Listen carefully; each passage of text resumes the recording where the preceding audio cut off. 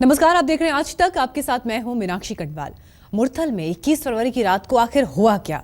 क्या मुरथल में 10 महिलाओं के साथ आंदोलन के नाम पर बदसलूकी हुई? क्या महिलाओं के साथ गैंगरेप हुआ? ये सवाल पहले से उठ रहे थे, लेकिन अब पहली बार कैमरे पर एक चश्मदीद ने बताया कि उस रात मुरथल में क्या कुछ हुआ था। इस चश्मदीद ने बताया कि मुरथल में उस रात का पूरा मंजर क्या था। आप खुद देखिए उस काली रात की हकीकत। आवाजें आ रही थी, बोल रहे थे लोग कि वो इधर बलात्कार करेंगे। अब किया भी है, उन्होंने बलात्कार भी किया है। अब नहीं कोई आएगी सामने तो नहीं आए तो बखरी बात है वो, है ना। तो उन्होंने मेरे सामने तो यही देखा कि हम तो भागकर अपनी जान बचाई उधर आके। तो 1 बजे से लेके 5:30 बजे तक हम उधर ही बैठे रहे। एक टेम्पू ट्रैवल थी पंजाब की, उसके भी शीशे तोड़े हुए थे। उसमें बैठ के 5:30 बजे फिर एक आईजी की कौन एसडीएम वगैरह 2 गाड़ियां लेके आए। जब वो आए तो उन्होंने देखा कि आओ भाई आप अपनी गाड़ी ले लो, उठा लो, है ना। हम जब देख तो गाड़ियों के पास गए तो गाड़ियां तो जल चुकी थी हमारी, धुआं निकल रहा था बीच में से। नहीं उसने नहीं, वो तो ऐसे शॉट उसको लगा कि वो तो बस ऐसे रह गए कि ये हुआ तो हुआ कैसे। शीशे टूटते थे, चीखें, टायर फटते थे, सभी सारी रात ऐसा कुछ ही हुआ। तो वो बोली कि अब की बार मैं तो अब कभी नहीं मैं इंडिया आऊंगी। एक थी, 2 लेडीज और थी उधर, वो नंगे पैरी थी, उनके गले में चुन्नियां भी नहीं थी बेचारी की। वो बोलती कि हमारे तो पासपोर्ट हमारे सब कुछ वहीं पे रह गया, हमने अब हम कभी भी इंडिया नहीं आएंगे। एक लड़की थी वो मेरा ख्याल कैलगरी से बोलती कि एडमंटन से बोलती थी कि वहाँ से आई हूँ मैं, कि मैं पहली बार आई थी कनेडा, अपने गाँव में आई थी, अपने गांव देखने आई थी, लेकिन मैं अब कभी भी मैं इंडिया नहीं आऊँगी। मैं तो उधर जाके सभी को बताऊंगी कि इंडिया जाना नहीं कभी भी। तो वो रो रही थी नंगे पैर, एक ठंड ऊपर से किसी के, लेकिन वो ढाबे वाला वो सिगा तो जाट ही था वो, पर इतना बंदा बढ़िया था वो ना बेचारा, उसने सभी की हेल्प की, बोला कि आप सुरक्षित हो, कोई बात नहीं। बहुत बातें आ रही हैं कि महिलाओं के साथ हुआ है, कोई बात नहीं, लेकिन ऐसा है सर जिनके साथ हुआ है अगर वो तो सामने आए तो फिर ही है, कौन आता है। हमारे मुल्क में क्या होता है, अगर मैं भी बोलूँगा मेरे को भी डराएंगे, धमकाएंगे, मारेंगे। इधर इंडिया में तो ऐसे ही चलता है, आपको भी मालूम है। सच बोलने वाले को तो सज़ा मिलती है।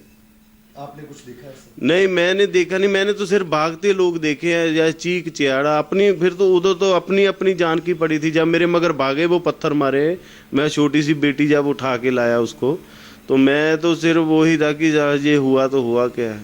नहीं मासी ने ऐसा थी, आवाज़ें आ रही थी जब जो लड़कियां उधर, वो बंदे जो बच के आए थे वो बोल रहे कि हमारी लड़कियां हैं वो उधर नहीं हमारे को मिल रही, उठा के वो ले गए, उधर को ले गए।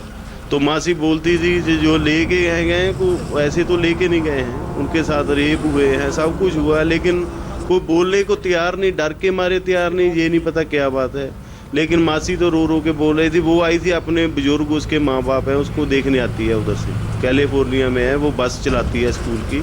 वो बोलती थी कि उसको अब की बार मैं इंडिया नहीं आऊँगी, चाहे मेरे माँ बाप मर जाएं, उनको ऐसे ही छोड़ देना, लेकिन मैं इंडिया नहीं आऊँगी कभी भी। क्या अब भी उसका कल फ़ोन आया था कि वो बोलते कि उसको इतना शौक लगा, डॉक्टर बोलते अभी तो बस नहीं चला सकती।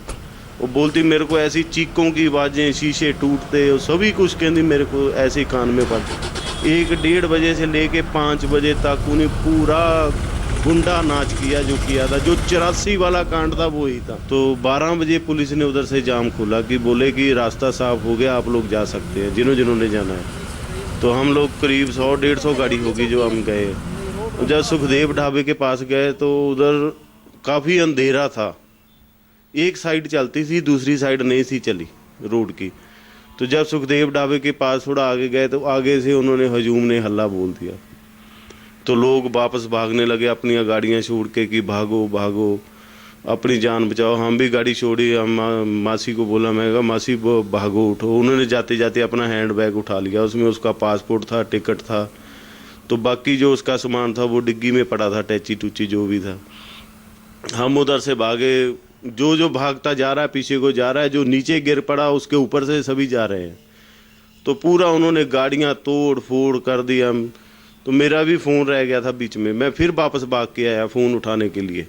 मैं कहा अपना फ़ोन तो ले लूँ मैं अपना। जब मैंने फ़ोन उठाया तो मैं बोला कि शायद अपने पेपर भी उठा लेता हूँ गाड़ी के, पेपर को हाथ डाला तो 2-3 गाड़ी आगे वो आ चुके थे। उन्होंने पत्थर मारा, गाड़ी का शीशा तोड़ा, मैं भागा, वो मेरे मगर भागे, बोले पकड़ो सरदार जाए ना, इसको आग लगा दो, भागे ना। तो मैं आगे आगे भागा, वो मेरे पीछे भागे, उन्होंने पत्थर भी मारे, अंधेरे में पता नहीं चला, मैं निकल गया। तो जाते जाते एक इतनी सी बच्ची छोटी सी रह गई थी, किसी की पता नहीं किसकी होगी वो, तो मैं उसको भी उठा के ले गया जाते जाते। जब मैं गया सुखदेव ढाबे से आगे एक ट्रकों वालों का ढाबा, मेरे को नाम नहीं उसका मालूम, तो उधर सभी 200-250 परिवार इकट्ठा हुआ था। ये पहला मौका है जब कोई चश्मदीद इतने खुलकर सामने आया, वरना आज तक जो भी लोग वहां मौजूद थे उनके लबों पर ताले लगे हैं। कल तक जो दबी जुबान से दरिंदगी के किस्से बयां कर रहे थे, आज वो सब खामोश बैठे हैं। ऊपर से वर्दी वालों के पास फरियादियों के न पहुंचने की तमाम दलीलें मौजूद हैं। ऐसे में 10 से ज्यादा महिलाओं के साथ कथित गैंगरेप की असली कहानी कभी सामने आ पाएगी, ये अपने आप में एक बड़ा सवाल है।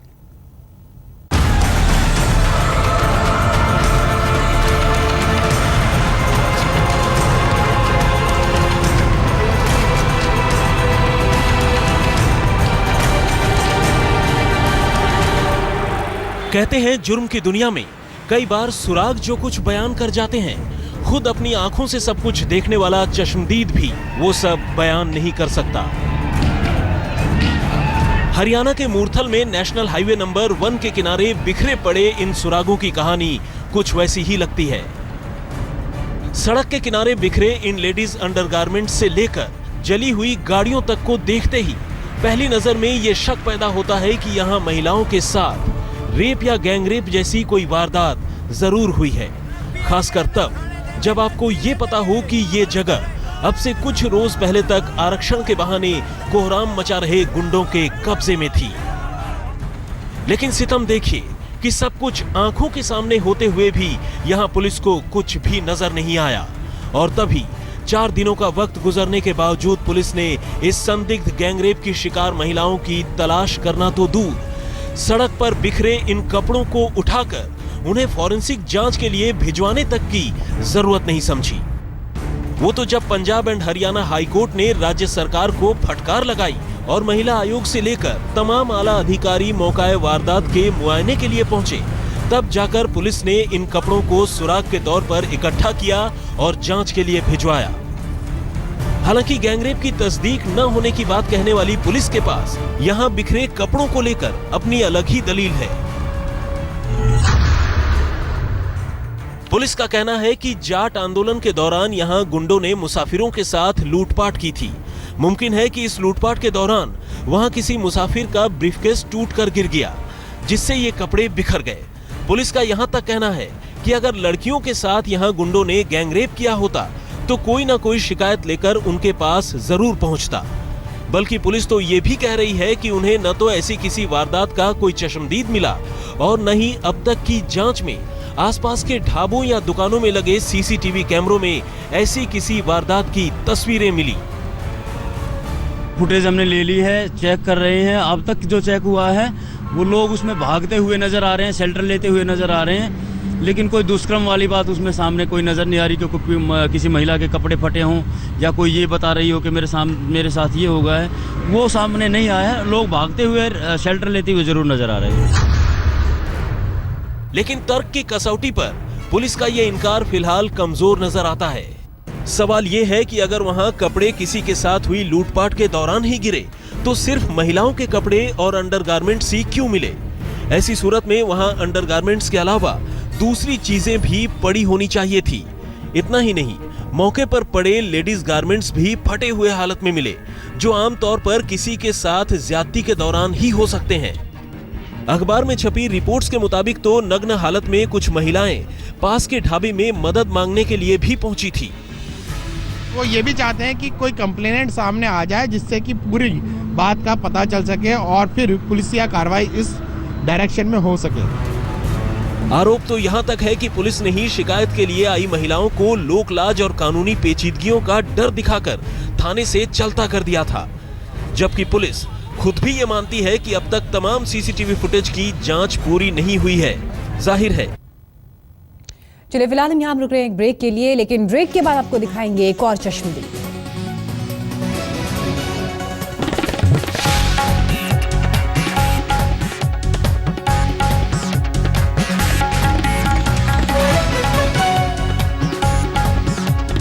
सोनीपत के मुरथल कांड की एक और आप बीती आपको सुनाते हैं, एक जोड़े की आप बीती जो उस वक्त मुरथल से गुजर रहे थे। उनसे बात की हमारे संवाददाता रोहित मिश्रा ने। हरियाणा में जाट आंदोलन को लेकर जमकर उत्पात हुआ। कुछ लोग जो दिल्ली से भी हरियाणा की तरफ गए हुए थे, वो भी खौफ के साए से वो लोग बच के बाहर निकल के आए हैं। कई लोगों के हाथ में चोटें आई हैं, कई लोगों को वहाँ पर पीटा गया है। हमारे साथ खुद यहाँ पर शर्मा परिवार है, जो उस दिन मुरथल के पास जो हाईवे है वहाँ से वो निकल रहे थे। तभी कुछ लोग जो हैं इनकी गाड़ी के पास आते हैं और जो लोहे का जो रॉड होता है उस रॉड से इनको पीटना शुरू कर देते हैं। शर्मा जी, क्या हुआ था उस दिन? उस दिन रात को हम इधर से हिमाचल से आ रहे थे। जब पानीपत क्रॉस करा, पानीपत तक कुछ नहीं था और समालखा क्रॉस मुरथल ढाबे के सुखदेव ढाबे के पास में थोड़ा जाम लगा हुआ था, वहाँ गाड़ियाँ रुकी हुई थी। फिर एक गाड़ियाँ एकदम, कुछ आर्मी वाले भी घूम रहे थे, फिर एकदम गाड़ियाँ चलने लगी। तो जैसे ही गाड़ियाँ निकली आगे, तो गाड़ियाँ निकलते ही 35-40 गाड़ियाँ आगे निकली। जैसे मेरी गाड़ी वहाँ पहुँची तो एकदम झुंड खेतों से कम से कम 40-50 लड़कों का झुंड निकला और रोड, डंडे, पत्थर उन्होंने लेके हमारी गाड़ी के ऊपर टूट पड़े। लेकिन मैंने अपना बचाव करते हुए बीच में पटरी को, गाड़ी को, आप लोगों ने उनसे बोलने की कोशिश? चलिए हम रुक रहे हैं एक ब्रेक के लिए, फौरन लौटेंगे, आप देखते रहिए आज तक।